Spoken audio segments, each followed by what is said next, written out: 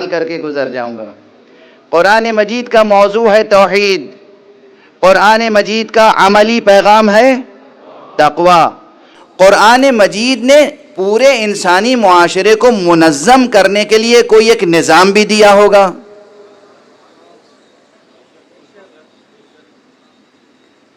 موضوع، ٹاپک تقوی، practical message توحید اور پریکٹیکل میسج تقوی۔ نظام کیا ہے ہمارا؟ قرآن مجید نے نظام کیا دیا ہے؟ قرآن مجید کے اس عملی نظام کا نام جو تمام انسان، یہ لفظ یاد رکھیے گا، اس فقیر کی یہ لفظیں یاد رکھیے گا، اس فقیر کی یہ لفظیں یاد رکھیے گا کہ تمام انسانی معاشرے کے لیے یہ بات ہے، صرف ایک قوم، ایک ملت یا ایک مسلک کے لیے نہیں ہے، تمام انسانی معاشرے کے لیے نظام معاشرے انسانی کا جو نظام عطا کیا ہے قرآن مجید نے، اس کا عنوان ہے ولایت۔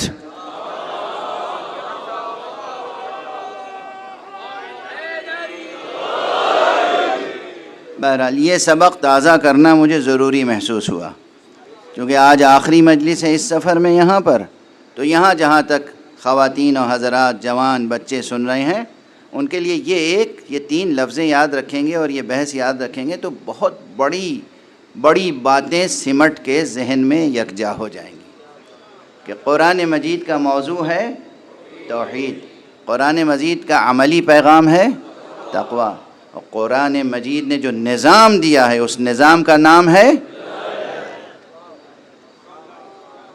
اور چیلنج ہے میرا پورے عالم انسانی کے لیے، ولایت کے عنوان سے جتنی آیتیں ہیں قرآن مجید میں جمع کیجئے، اور پھر دیکھیے کہ اس موضوع پر قرآن نے کس قدر روشنی ڈالی ہے۔ ایک دو مقامات پر نہیں، پورے قرآن مجید میں موضوع ولایت پر بہت سی آیتیں ہیں۔ صرف ایک آیت آپ کو یاد ہوگی، مثلاً انما ولیکم اللہ ورسولہ والذین آمنوا الذین یقیمون الصلاۃ ویؤتون الزکاۃ وہم راکعون، بے شک یہ آیت موجود ہے اور یہ ام الباب ہے، اس باب کی تمام آیتوں میں مرکزی آیت یہی ہے۔ لیکن صرف یہی ایک آیت نہیں ہے، پورے قرآن مجید میں مفہوم ولایت، موضوع ولایت، احکام ولایت بکھرے ہوئے ہیں، اور یہ بات صرف، پھر عرض کر رہا ہوں، صرف ایک مسلک کے لیے نہیں ہے ولایت، صرف ایک دین اور ایک ملت کے لیے نہیں ہے ولایت، وہ ولایت جو اللہ سبحانہ و تعالی نے قرآن مجید میں انٹروڈیوس کی ہے وہ تمام عالم بشریت کے لیے ہے، بلکہ صرف عالم انس کے لیے نہیں، عالم جن کے لیے بھی ہے، عالم انس کے لیے بھی ہے، کائنات کے ذرے ذرے کے لیے جو نظام مقرر ہے اللہ کی طرف سے، اس نظام کا نام ہے ولایت۔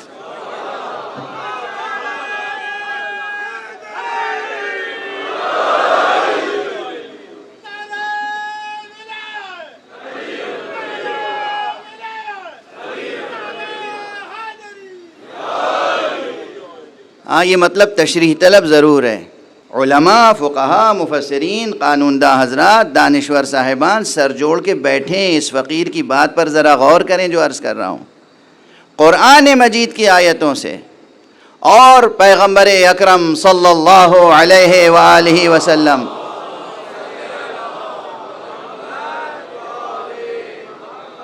کے ارشادات سے کون سا فلسفہ ولایت ابھر کے سامنے آتا ہے، کون سا نظام ولایت ابھر کے سامنے آتا ہے؟ فلسفہ ولایت، حقیقت ولایت، نظام ولایت، یاد رکھیے گا۔ بالکل میں تو مجبور ہوں یہ کہنے پر، جیسے کل عرض کیا تھا کہ 1400-1500 برس سے لوگ قرآن پڑھ رہے ہیں، مگر جناب مولانا سید ابو الاعلیٰ مودودی کو یہ بحث قائم کرنی پڑی یا نہیں پڑی کہ آخر قرآن اگر کوئی کتاب ہے تو اس کا کوئی موضوع بھی ہوگا۔ اس موضوع کو کشف کرنے کے لیے ایک عالم نے فکر کی اور اپنا نتیجہ فکر پیش کیا، واضح ہے۔ حالانکہ قرآن تو ہے 1400 برس سے. تو پھر موضوع کا تعین جناب مولانا مودودی کے سامنے کیوں ابھر کے آیا؟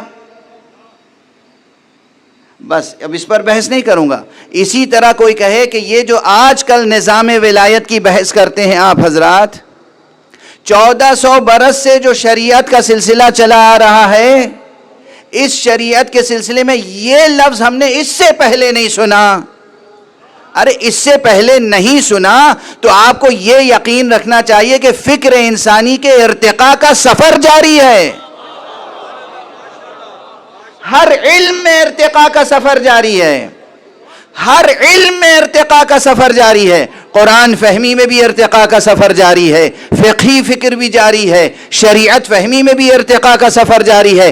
جیسے جیسے کاروان انسانی آگے بڑھ رہا ہے، جیسے جیسے ذہانتیں بارور ہو رہی ہیں، جیسے جیسے قلوب بیدار ہو رہے ہیں، ویسے ویسے اسی موضوع میں سے نئے نئے عناوین ابھر کے سامنے آ رہے ہیں، یا جو عناوین تھے وہ مزید واضح طور پر سامنے آ رہے ہیں. اس لیے اگر کل ولایت سمجھ میں نہیں آئی تو آج ولایت سمجھنے کی کوشش کیجئے. اب ایک جملہ عرض کرنے دیجئے. اتنا بڑا مجمع یہاں بیٹھا ہے اور مختلف ذوق رکھتے ہیں لوگ. دست ادب جوڑ کے عرض کر رہا ہوں، مختلف ذوق کے ہوں گے، لیکن یہ بات سمجھنے کی کوشش کیجئے. پہلی تو یہ بات کہ ولایت کا براہ راست تعلق توحید سے ہے.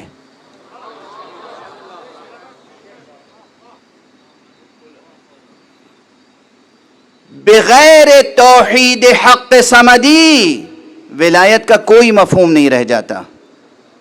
وہ حضرات، وہ جہال، وہ نادان، وہ غافل جو صرف ولایت کا نعرہ بلند کرتے ہیں اور اس انداز سے بلند کرتے ہیں کہ نعوذ باللہ نعوذ باللہ، 100,000 بار نعوذ باللہ، توحید کی حقیقت جو ہے وہ مشتبہ ہو جاتی ہے ان کے ہاں.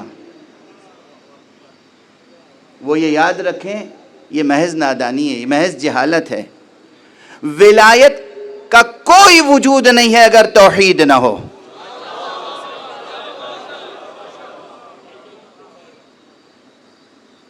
دراصل توحید کے عملی نفاذ کا نام ولایت ہے.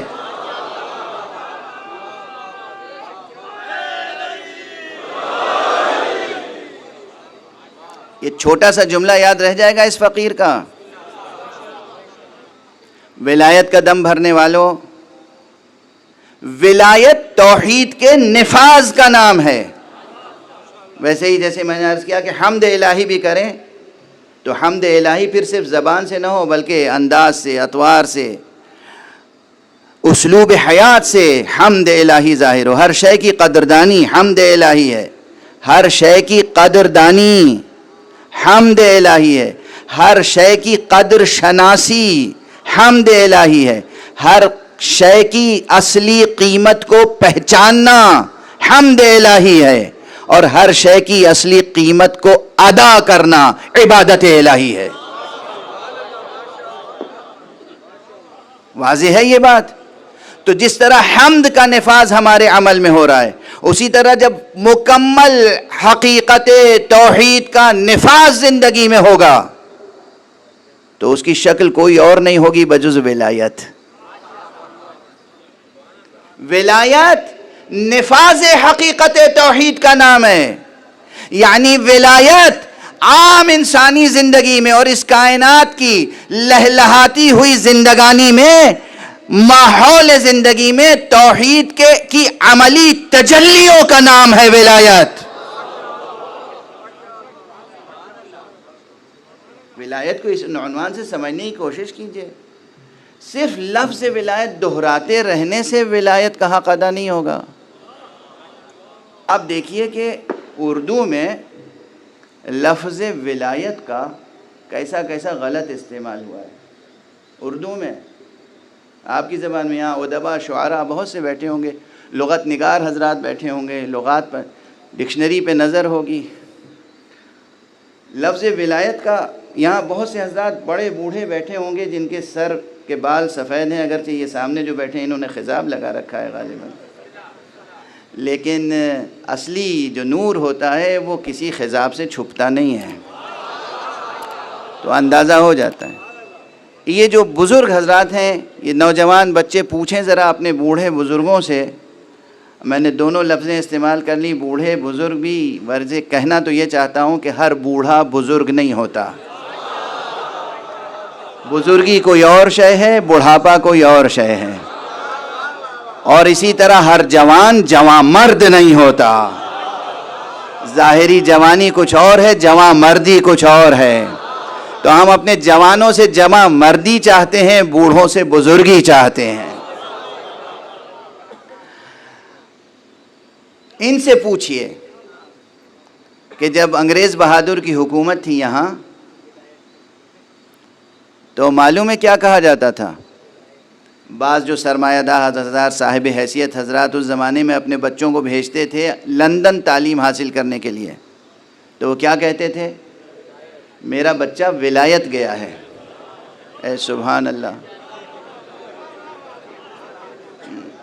پوچھئے ذرا کس معاشرے سے آپ کا تعلق ہے، ذرا دیکھیے ولایت کا کیسا استعمال کرتے تھے۔ اب مقام منبر ہے، میں عرض نہیں کر سکتا کہ اور لفظ ولایت کے ساتھ اور کیا کیا چیزیں جڑی ہوئی تھیں۔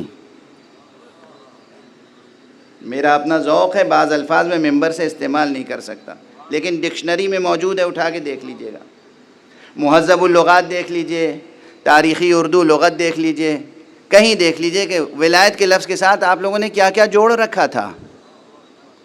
وہاں سے کوئی شخص اگر کوئی جانور لے آتا تھا تو اس کو بھی ولایتی جانور کہا جاتا تھا، وہاں سے کوئی مشروب آتا تھا حرام مشروب تو اس کو ولایتی، ذرا غور فرما رہے ہیں،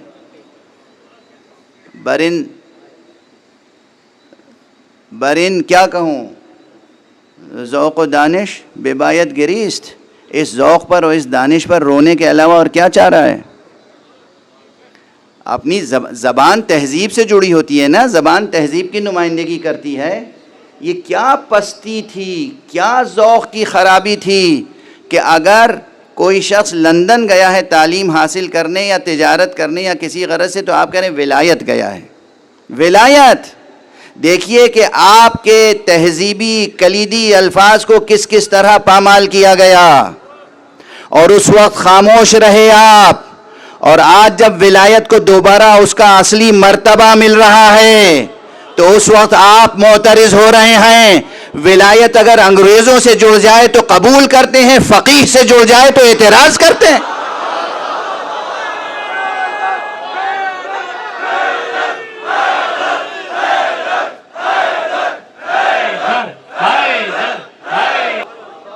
کیا ذوق پروان چڑھایا ہے آپ نے، کیا شعور زبان ہے، کیا نظام اعتقاد ہے، کیا جذبات ہیں، کیا آپ کا جوش ہے، کیا آپ کی نسبتیں ہیں، کیا آپ کی اضافتیں ہیں، کیا آپ کے عقیدے ہیں، کیا آپ کی عقیدتیں ہیں۔ کوئی ایک بیان مجھے میری نظر سے نہیں گزرا کہ کسی نے اعتراض کیا ہو لفظ ولایت کے اس استعمال پر، اس استعمال پر جو آپ برطانیہ کو ولایت کہتے تھے اصلاً۔ اب یہ ولایت دوبارہ مشرف با اسلام ہو رہی ہے آپ کی۔ ولایت کی حقیقت کو سمجھیں۔ یہ ولایت ظاہر ہے کہ میں نہیں کہہ رہا ہوں ولایت معصوم نہیں، لیکن یہ ولایت پرتو ہے، جس طرح میں نے کہا ولایت معصوم حقیقت توحید کا نفاذ ہے، اسی طرح جو ولایت غدیر کا کلمہ پڑھتے ہیں آپ، اس ولایت غدیر کے کلمے کا عملی نفاذ ہے ولایت فقیہ۔ یہ تصور ہی کہاں سے آتا اگر ولایت غدیر نہ ہوتی ہمارے پاس۔ ولایت غدیر وہ حقیقت ہے جس کا کوئی انکار نہیں کر سکتا۔ اس ولایت غدیر کو عملی نصاب میں، عملی نظام میں داخل کرنے اور نافذ کرنے کا نام و دستور ولایت فقیہ ہے۔ ذرا ہمدردانہ طور پہ غور کرنے کی کوشش کیجئے، صرف زبان اعتراض نہ کھول دیجئے۔ ہمدردانہ طور پر مطالعہ کیجئے، مطالعہ کیجئے، گہرائی تک مطالعہ کیجئے، اور اس کے بعد دیکھیے کہ کیا بات علماء ارشاد فرما رہے ہیں۔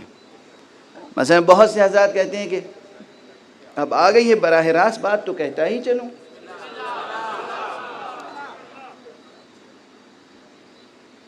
یہ جو کوششیں ہو رہی ہیں نا ساری دنیا میں کہ علماء سے، مجتہدین سے، فقہا سے عوام دور ہو جائیں اور نظام ولایت فقیہ سے دور ہو جائیں، اس کا فائدہ کسے ہوگا؟ غور کیا ہے آپ نے؟ فقہا سے دور ہو جائیں گے، کس کا فائدہ ہوگا؟ علم کے مراکز سے دور ہو جائیں گے، کس کا فائدہ ہوگا؟ علماء سے دور ہو جائیں گے، کس کا فائدہ ہوگا؟ غور کیا ہے آپ نے؟ یعنی میں نے کبھی ایک سوال کیا تھا، بہت واشگاف لفظوں میں پھر کر لوں۔ میرا تعلق ایران سے نہیں ہے، ویسے واضح رہے، لیکن مسئلہ یہ ہے کہ ولایت فقیہ کا تعلق بھی صرف ایران سے نہیں ہے۔ ولایت فقیہ کا تعلق تو غدیر سے ہے، اور غدیر تمام کائنات کی جاگیر ہے۔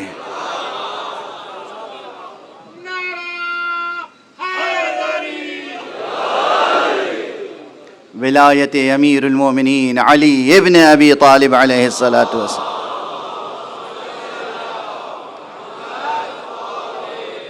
ان کی ولایت تو نافذ ہے پوری کائنات پر، ان کی ولایت نافذ ہے پوری کائنات پر۔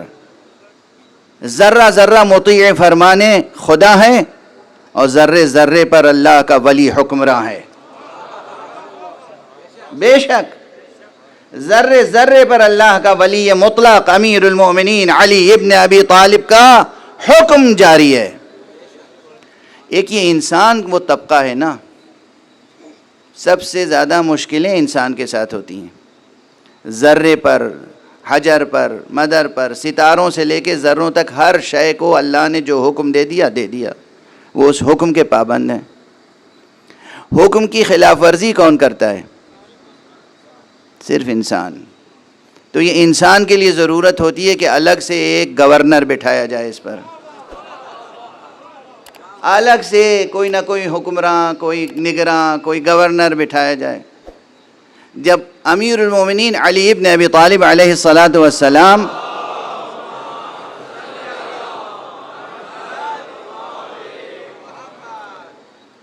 کوفے میں تھے، تو خود امیر المومنین تھے نا کوفے میں، ظاہری طور پر، یعنی اس وقت ولایت ظاہری باطنی سب یکجا ایک نقطے پہ ہو گئی تھی۔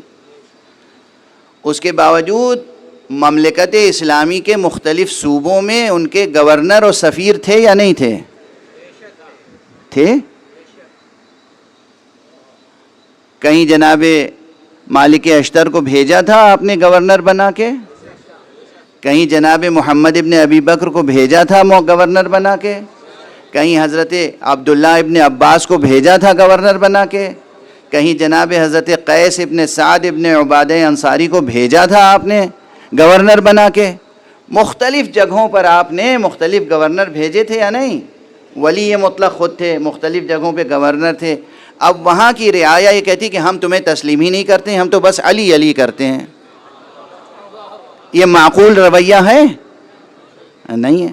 اچھا آج ایک بات کہی جائے گی کہ وہاں تو جناب حضرت نے اپنے قلم سے لکھ کے کسی کو دستور حکومت دیا تھا اور کہا تھا جاؤ وہاں کے تم گورنر ہو۔ ان کو تو نہیں لکھ کے دیا ہے، وہ دکھائیے۔ تو میں کہتا ہوں کہ ایک ہوتا ہے عمومی فیصلہ، عمومی حکم، اور ایک ہوتا ہے انسانی کوشش۔ آج وہ پردہ غیب میں ہیں تو ہم ان کے احکام کے نظام کو قائم رکھنے کی کوشش بھی کریں یا نہ کریں۔ یعنی کیا ہم مشرکوں کا نظام اختیار کر لیں؟ جنہوں نے اپنی تحریف کر دی کتاب، ان کا نظام اختیار کر لیں؟ شرق و غرب کے فاسق و فاجر مشتراکی اور سرمایہ دارانہ نظام کو اختیار کر لیں؟ اگر ہم مسلمان ہیں، ہم اللہ کی توحید پر یقین رکھتے ہیں، ہم نبوت مصطفیٰ پر یقین رکھتے ہیں، ہم قرآن مجید پر یقین رکھتے ہیں، ہم ولایت امیر المومنین علی ابن ابی طالب علیہ الصلاۃ والسلام پر یقین رکھتے ہیں، تو اس یقین کا اظہار ہمارے عمل میں ہونا چاہیے۔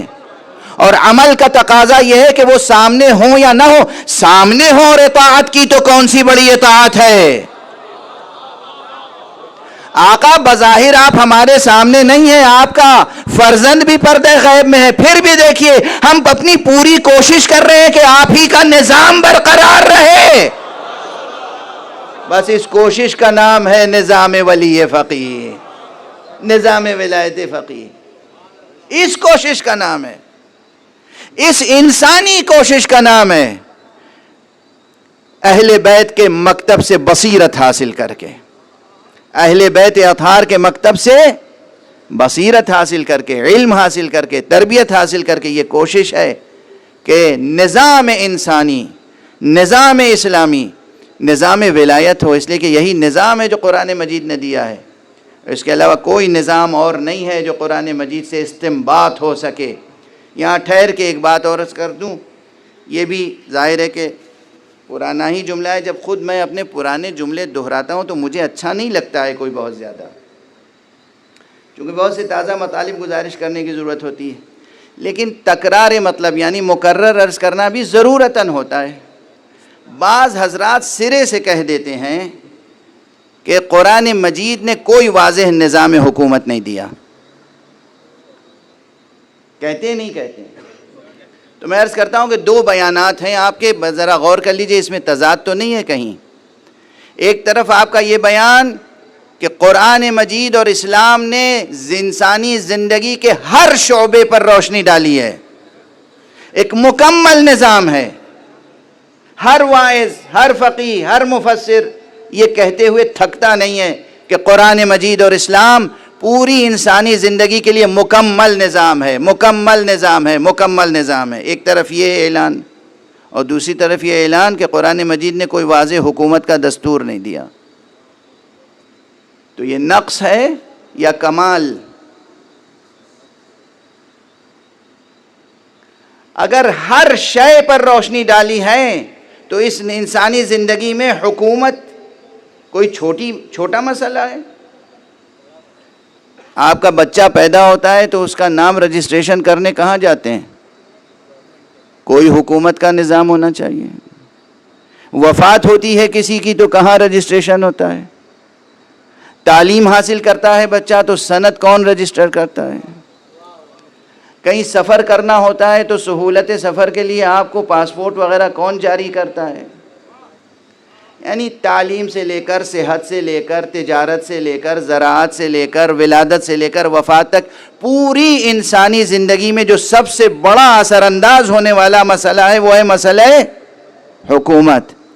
اور ادھر آپ بتاتے ہیں کہ پیدائش کے متعلق احکام اسلام نے دیے, تعلیم کے لیے دیے, تربیت کے لیے دیے, ہر چیز کے لیے اسلام نے احکام دیے, مگر حکومت کے لیے احکام نہیں دیے. یہ ایک تضاد ہے, واضح تضاد, صریحی تضاد اور تناقض.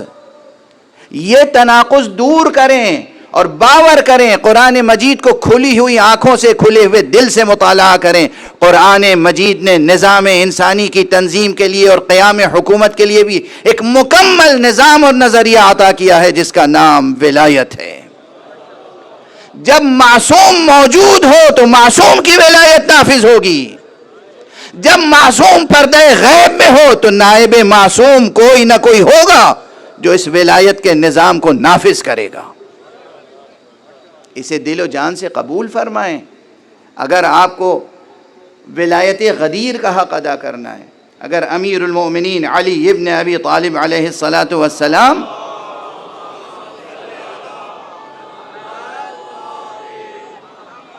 سے عہد وفا نبھانا ہے, جو بیعت کی ہے امیر المومنین علیہ السلام کی آپ کی روحوں نے میدان غدیر میں, آپ کی روحوں نے جو بیعت کی ہے میدان غدیر میں امیر المومنین کی, اس کا اگر حق ادا کرنا ہے تو قرآن کے نظام ولایت میں رہنا پڑے گا اور اسے برپا کرنے کی کوشش کرنی پڑے گی, اسے اختیار کرنا پڑے گا. ظاہر ہے یہ ولایت تشریعی ہے, قانون سے متعلق ہے, اعتباریات میں سے ہے. ولایت امیر المومنین سے کسی کی ولایت کا کوئی موازنہ نہیں ہو سکتا. معصوم کی ولایت سے کسی کی ولایت کا کوئی موازنہ نہیں ہو سکتا. معصوم کی ولایت اور علی ابن ابی طالب کی ولایت، خدا کی قسم رسول کی ولایت ہو یا علی کی ولایت، اس کے کرشمے زمین تا آسمان دیکھے جاتے تھے، دیکھے جاتے ہیں، دیکھے جاتے رہیں گے. کتنے معجزات ہیں جو دست علی سے ظاہر ہوئے ہیں، کتنے معجزات ہیں جو معصومین سے ظاہر ہوئے ہیں، کتنے معجزات ہیں جو پیغمبر اکرم صلی اللہ علیہ وآلہ وسلم سے ظاہر ہوئے.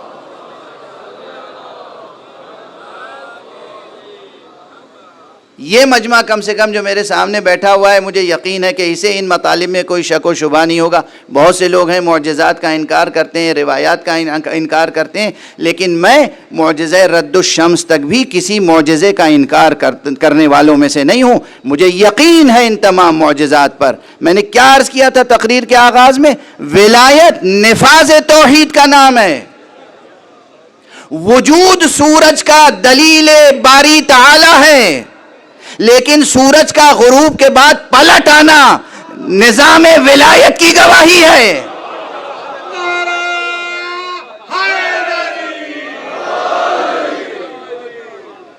سورج نظر آ رہا ہے، اللہ نے بنایا ہے. سورج جس طرح جس سمت میں جا رہا ہے اللہ کے حکم پہ جا رہا ہے. اللہ اختیار رکھتا ہے کہ اس کا راستہ بدل دے. ظاہر کیسے ہوگا؟ ولایت کے ذریعے سے. حقیقت توحید کا اظہار اور نفاذ ولایت، یہ ولایت معصوم ہے. یہ ولایت وہ ہے کہ اس ولایت کی منزل پر کوئی دوسرا آ کے ہمسر علی ابن ابی طالب نہیں ہو سکتا. چاند اپنی جگہ چمک رہا ہے، یہ اپنے وجود سے اور اپنی روشنی سے کس کی حقیقت پہ دلیل ہے؟ حق سبحانہ و تعالیٰ کی توحید پر کہ وہ خالق ہے، اسی نے ہمیں نور بخشا. لیکن اس چاند کو کوئی صاحب ولایت کبریٰ ایک اشارہ کر دے اور دو ٹکڑوں میں تقسیم ہو جائے. یہ کس چیز کا اعلان ہے؟ یہ اعلان ولایت ہے. وجود اس کا اعلان حقیقت توحید ہے. دو حصوں میں تقسیم ہو جانا اور پھر جڑ جانا، یہ اعلان نظام ولایت تکوینی معصوم ہے. اور اسی طرح معصوم کے دست مبارک پہ عام حکم کیا ہے؟ اللہ نے قانون کیا بنایا ہے؟ وقت تو گزر گیا، لیکن ایک جملہ کہہ کے آگے بڑھوں. عام قانون کیا اللہ نے بنایا ہے؟ پتھروں کو، اب یہ بہت سے لوگ، بہت سے فلسفہ ترازی کرنے والے بھی اختلاف کریں گے، اس لیے کہ یہ بات نہیں کہی جاتی. اللہ نے پتھر کو بھی ادراک دیا ہے، شعور دیا ہے. نہیں مانیں گے نا، یا مان جائیں گے؟ اس وقت تو مان جائیے اس فقیر کی بات تھوڑی دیر کے لیے. آپ صرف اپنے کو باشعور سمجھتے ہیں، حالانکہ دن بھر زندگی بھر بے شعوری کی باتیں کرتے رہتے ہیں، مگر ہم لوگ خود اپنے کو بس باشعور سمجھتے ہیں، باقی پوری کائنات کو بے شعور. انسان اپنے کو باشعور سمجھتا ہے اور باقی پوری کائنات کو بے شعور. کوئی ذرہ وجود نہیں ہے جو بے شعور ہو. نہ ریت کے ذرے بے شعور ہیں، نہ پانی کے قطرے بے شعور ہیں، نہ گھاس کی پتیاں بے شعور ہیں، نہ پھولوں کی پنکھڑیاں بے شعور ہیں. ہر ایک کو شعور ہے، اور ایسا شعور ہے کہ وہ جانتے ہیں کہ کہاں ہمیں کیا ادائے زندگی اختیار کرنی ہے.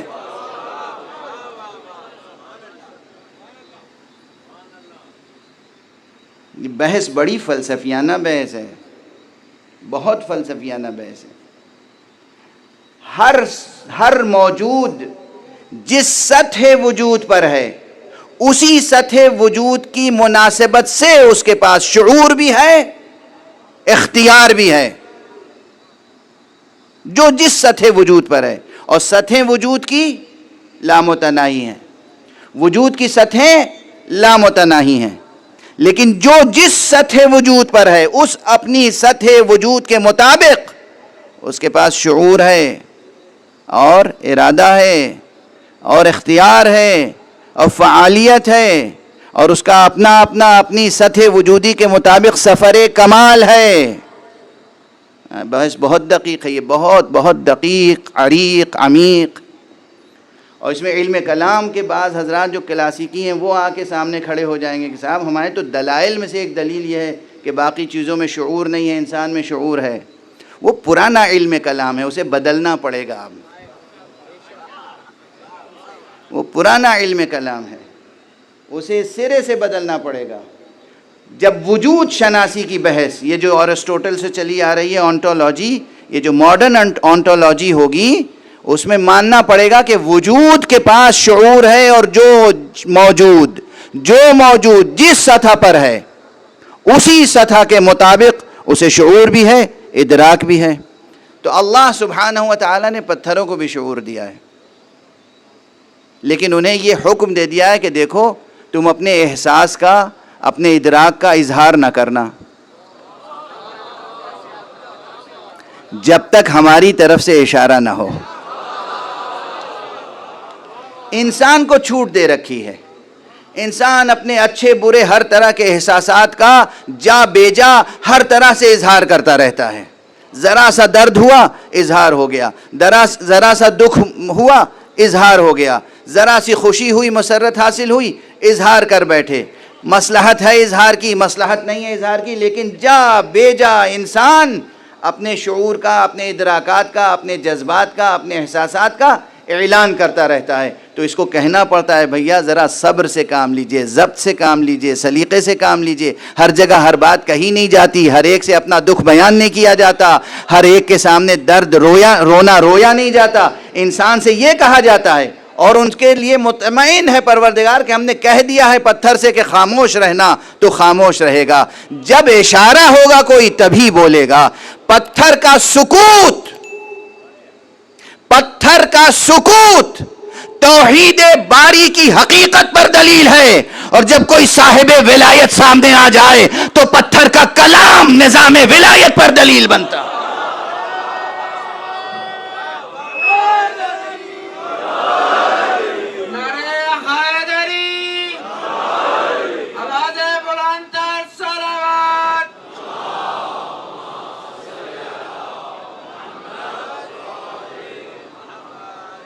کوئی مصطفیٰ ہو اور پتھر کے چند ذرے اپنی ہتھیلی پہ لے لے تو پیغمبر کے ہاتھوں پہ آ کے پتھر کے ٹکڑے کلمہ پڑھتے ہوئے نظر آئیں گے. یہ کیسے بولنے لگا پتھر کا ٹکڑا؟ اس کے اوپر تو کہیں دہن کا نشان بھی نہیں تھا، زبان کا سراغ بھی نہیں تھا. یہ لا الہ الا اللہ کیسے کہہ رہا ہے؟ یہ اشہد ان لا الہ الا اللہ و اشہد ان محمد رسول اللہ کیسے کہہ رہا ہے؟ اور صرف رسالت تک بات نہیں ہے، بات ولایت کی میں نے عرض کی ہے کہ حجر اسود خاموش رہتا ہے، خاموش رہتا ہے. اگر کوئی اس کے سامنے آ کے اس کی توہین بھی کرے تب بھی خاموش رہتا ہے. روایتیں موجود ہیں، آنے والے نے آ کے حجر اسود کے سامنے اسے بوسہ بھی دیا اور کہا مجھے معلوم ہے کہ تو نہ فائدہ پہنچا سکتا ہے نہ نقصان پہنچا سکتا ہے، رسول کو دیکھا ہے تو میں یہ تو اسے بوسہ دے رہا ہوں، ورنہ میں بوسہ نہ دیتا. یہ پتہ نہیں ایمان کا اظہار ہے، یقین کا اظہار ہے، یا شک کا اظہار ہے، کس بات کا اظہار ہے. لیکن بہرحال یہ کوئی توہین کرنے والا اس حجر اسود کی توہین کر رہا ہے تب بھی خاموش ہے. پیچھے سے امیر المومنین شانے پہ ہاتھ رکھتے ہیں، نہیں ایسا نہ کہو، یہ فائدہ بھی پہنچائے گا، یہ نقصان بھی پہنچائے گا، یہ روز محشر خدا کے ہاں گواہی دے گا، تمہیں معلوم نہیں ہے تو ایسی بات نہ کہو. امیر المومنین تو دفاع کر رہے ہیں لیکن وہ پتھر خاموش ہے. لیکن جب واقعاً کوئی ولایت مآب سامنے آ جائے اور وہ اس سے گواہی طلب کرے، علی ابن الحسین زین العابدین، تو پھر یہ حجر اسود کلام بھی کرتا ہے، گواہی بھی دیتا ہے. اب آپ نے سمجھا؟ بس میرا معروضہ یہاں آ کر ٹھہر رہا ہے، روک رہا ہوں بحث کو. یہ پوری کائنات حقیقت توحید پر گواہ ہے، اور حقیقت توحید کے نفاذ کا نام حقیقت ولایت ہے. اور وہ ولایت معصوم ہے. وہ کون سی ولایت ہے؟ ولایت معصوم. ان کو جاؤ ان کو جاؤ. لیکن ولایت معصوم سے وابستہ رہنے کے لیے بدل و جان اس ولایت کو بھی جزو زندگی بنانا پڑے گا. مفر نہیں ہے، بس گفتگو روک رہا ہوں.